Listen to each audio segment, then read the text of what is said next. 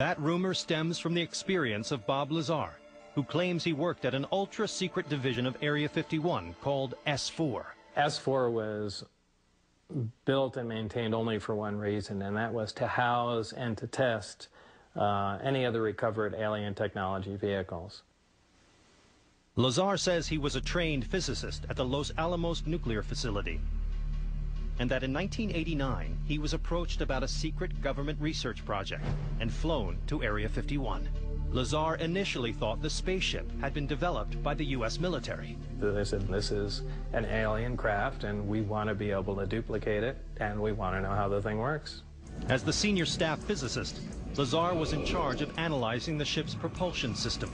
Here was an incredibly complex system. There was nothing even as simple as wiring connecting subsystems together, so it operated more like magic. Every single waste thing that was going on was being utilized by something else.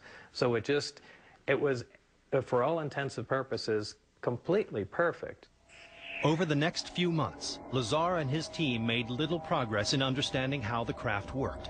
We were dealing with something that could have some just fantastic impact, but at the time we didn't even have the slightest chance on how to duplicate the system or really even understand what was going on. It wasn't your typical day job. Lazar would get called into work erratically, sometimes late at night. After 6 months, the calls stopped coming. Lazar told a few close friends about his experience, and then things got scary. They started following me around more than usual. And friends that I hung around, they even started noticing people following us around. And I started getting a little concerned, thinking, am I all of a sudden going to get wiped out in some way? And this really started looking like a Mission Impossible episode. Lazar claims he went public with this story to protect himself. But many people, like UFO expert Stanton Friedman, don't buy any of it, calling Lazar a fraud. He isn't a nuclear physicist. He doesn't have a degree from anywhere. Didn't go to MIT or Caltech, as he claimed. That he didn't work for Los Alamos. He worked at Los Alamos for a subcontractor. But Lazar insists that the government deleted all of his academic and professional files.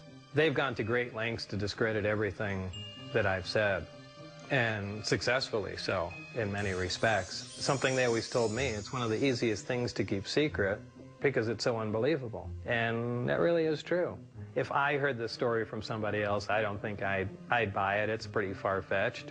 Only the government knows for certain if Bob Lazar's story is fact or fiction.